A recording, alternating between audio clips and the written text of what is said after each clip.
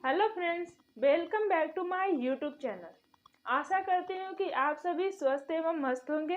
तो चलिए आज की क्लास हम लोग स्टार्ट करते हैं। उससे पहले एक ज़रूरी सूचना बता देते हैं कि मंडे टू फ्राइडे हम लोग थ्योरी का पार्ट कंप्लीट करेंगे और सैटरडे टू संडे हम लोग प्रीवियस ईयर के क्वेश्चन पेपर को वन लाइनर क्वेश्चन के माध्यम से सॉल्व करेंगे। ठीक है, तो आज की क्लास हम लोग पढ़ते हैं। कल हम लोगों ने आधार बुनाइयों को पढ़ लिया था, जिसमें साधारण बुनाई, ट्विल बुनाई और सेटिन एवं साटिन बुनाई कंप्लीट हो चुका है। अब हम लोग पढ़ेंगे फैंसी बुनाई। फैंसी बुनाई में हम लोग देखेंगे डॉबी बुनाई। डॉबी बुनाई क्या है? डॉबी बुनाई जो है वो नमूनेदार बुनाई होती है और इसमें ऐसे नमूने बनाए जाते हैं जिन्हें सादी, ट्विल या सेटिन बुनाई से नहीं बनाया जा सकता है। जो डॉबी बुनाई है उसमें ऐसा डिजाइन या फिर ऐसा नमूना बनाया जाता है जो कि सादी बुनाई और ट्विल बुनाई और साटिन बुनाई से नहीं बनाया जाता है। ठीक है, इसकी डिजाइन जो होती है वो सरल आकार की होती है और इसमें ज़्यादातर ज्यामिति डिजाइन का ही प्रयोग किया जाता है डॉबी बुनाई को बनाने के लिए। ठीक है, इससे लगभग मतलब कि इससे ज़्यादातर शर्टिंग एवं टाई बनाने के लिए, टाई के जो वस्त्र होते हैं उनको बनाने के लिए उपयोग किया जाता है। अब आप लोग सोच रहे होंगे कि टाई के वस्त्र इसलिए बनाए जाते हैं, उसमें आप लोग देखे होंगे कि तिरछी तिरछी धारियां होती हैं। ठीक है, तो वही आकार होता है डॉबी बुनाई का। जैसे टाई में क्या होता है कि इस तरह से छोटा छोटा डिजाइन दिया हुआ रहता है, इसलिए ये टाई को बनाने के निर्माण में इस जो बुनाई है उसका प्रयोग किया जाता है। क्लियर है? डॉबी बुनाई को सादे करघे पर यांत्रिक अटैचमेंट लगा करके बनाया जाता है, जिसे डॉबी या केम कहते हैं। जो यांत्रिक अटैचमेंट सादे करघे पर लगाया जाता है उसी को डॉबी या केम कहा जाता है। ठीक है, कि जो बुनाई होती है वो पक्षियों के आँख के आकार की होती है और छोटे डायमंड के नमूने जैसे होते हैं, क्योंकि ये छोटे छोटे स्टेपल जो सूत्र होते हैं छोटे सूत्रों से बनाए जाते हैं। तो छोटे सूत्रों को हम लोग क्या कहते हैं? स्टेपल सूत्र कहते हैं। तो स्टेपल सूत्रों से ये बनाए जाते हैं और आँखों को ये बहुत ही मतलब तुरंत प्रभाव देते हैं। लाइक जब आप लोग देखते होंगे कि कोई व्यक्ति मतलब कि कोई व्यक्ति टाई अगर लगाया होता है तो क्या होता है, उस हमारी आंखें उस पर तुरंत आकर्षित होती है और मतलब कि वो एक प्रभाव देता है कि सामान्य लोगों से भिन्न दिखाता है। तो ये जो डॉबी बुनाई होती है ये आंखों को प्रभाव उत्पन्न करने के लिए इस प्रकार की डिजाइन बनाई जाती है। इसपे चिड़िए के आँख के समान और छोटे डायमंड के समान इस पे जो डिजाइन होती है वो उकेरा जाता है। क्लियर है? डॉबी बुनाई की आकृति वाली जो बुनाई होती है वो जटिल नहीं मतलब जटिल डिजाइन में बनाया जाता है। इसके लिए पावर लूम में अधिक संख्या वाले हार्नेस की आवश्यकता होती है जो कि नमूने को विकसित करते हैं। देखिए, इस जो डॉबी डिजाइन वाली आकृति होती है उसको थोड़ा जटिल यानी कि पास पास बनाया जा सके, इसके लिए अधिक हार्डनेस की आवश्यकता होती है पावर लूम में। ठीक है, ताकि वो अच्छे से डिजाइनों को विकसित कर सके। ठीक है, डॉबी डिजाइन के जो वस्त्र होते हैं वो जटिल नहीं होते हैं। बुनाई उनकी जटिल होती है लेकिन वो जटिल नहीं होते हैं। एक सीधी रेखा, किनारी या फिर गोल, इन्हीं सब रेखाओं तक ये सीमित रहते हैं। या देखिए, या तो सीधी रेखा में ये डिजाइन बनाए जाते हैं, ठीक है, या फिर किनारी में बनाए जाते हैं, यानी कि किनारे किनारे बना दिया जाएगा और बीच का हिस्सा सिंपल रहेगा, या फिर सीढ़ियाँ ऐसे।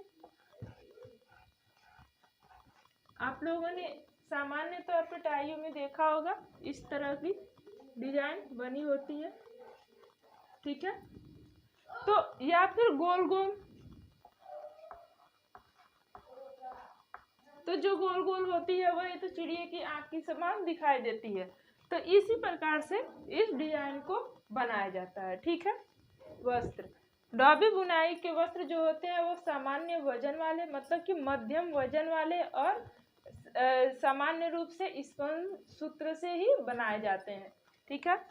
इनकी जो सतह होती है वो खुरदरी होती है, जिस पर ये विशिष्ट डिजाइन जो होते हैं वो उकेरे जाते हैं, बनाए जाते हैं।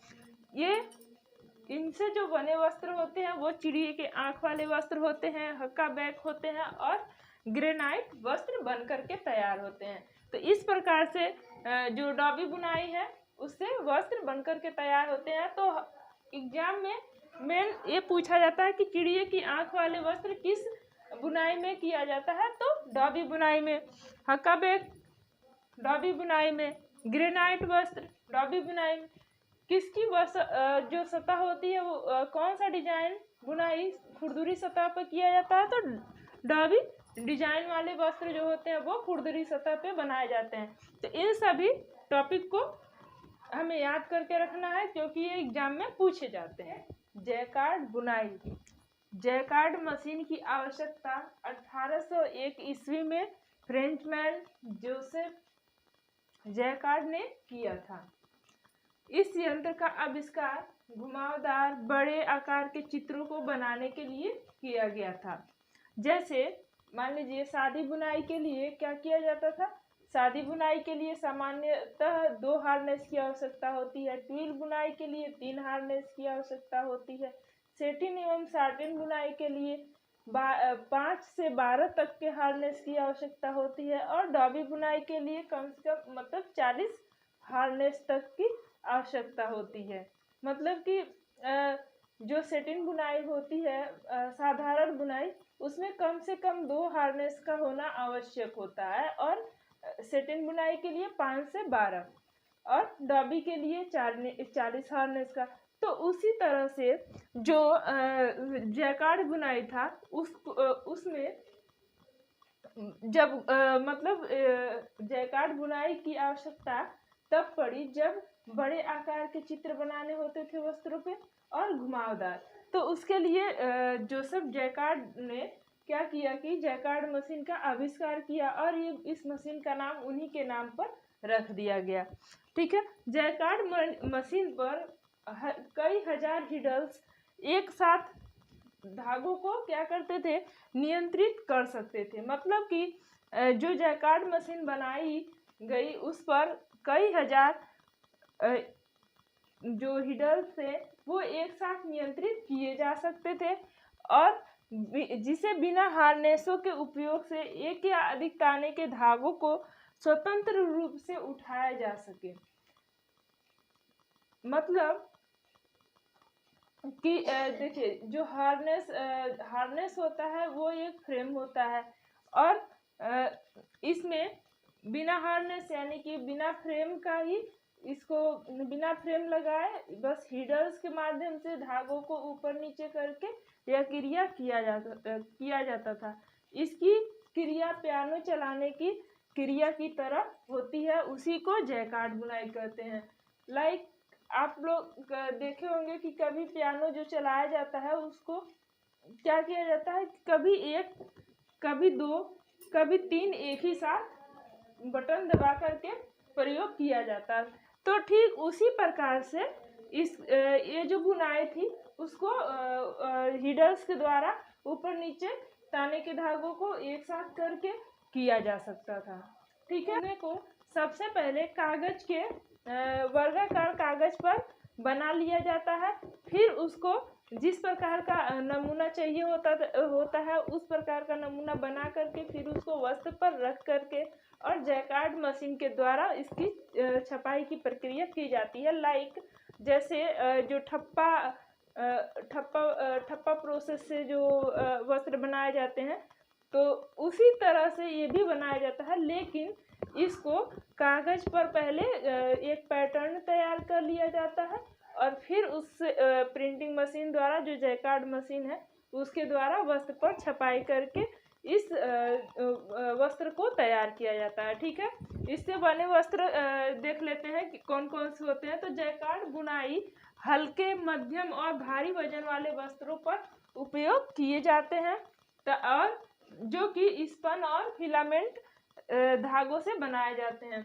मतलब कि जैकार्ड के जो वस्त्र होते हैं उसको फिलामेंट और स्पन सूत्रों से बनाया जाता है और इसको भारी, मध्यम और हल्के वजन के वस्त्रों पर इस बुनाई की प्रक्रिया को की जाती है। ठीक है, इनसे जो बने वस्त्र होते हैं वो सजावटी वस्त्र होते हैं, ब्रोकेड होते हैं, डमस्क होते हैं, ट्रेपेस्ट्री होते हैं, नाइटी, टेबल क्लॉथ और अपहोल्स्टरी के वस्त्र बनाए जाते हैं जैकार्ड बुनाई के द्वारा। देखेंगे स्यूल बुनाई। स्यूल बुनाई वह विधि है जिसमें सजावटी प्रभाव उत्पन्न करने के लिए जैसे बिंदु, वृत्त या अन्य आकृतियों को वस्त्र पर उकेरने के लिए यह स्यूल बुनाई की जाती है। ठीक है, तो स्यूल बुनाई द्वारा मतलब यह बुनाई वस्त्रों पर तब गूंथा जाता है जब करघे पर वस्त्र की संरचना पहले से ही बनी हुई हो। मतलब कि एक वस्त्र पहले से ही तैयार कर दिया गया रहता है। ठीक है, और फिर उस पर यह डिजाइन बनाया जाता है। ठीक है, जैसे मान लीजिए वस्त्र करघे पर पहले से यह तैयार है। ठीक है, तो तैयार है, ताना और बाना पूरा बुना हुआ है। अब अलग से इस पर एक छोटी सी शटल होगी जिसमें धागा होगा और वो अलग से इस वस्त्र पर पहले से संरचना बनाई गई होगी, उसे अलग से क्या करेगी, बुनाई करेगी। मतलब कि अलग से अतिरिक्त भराव के धागे को लेगी और ऐसे धब्बानुमा चित्रों को बनाते जाएगी। इसी को स्यूल बुनाई के अंतर्गत रखा जाता है, इसी को स्यूल बुनाई कहा जाता है।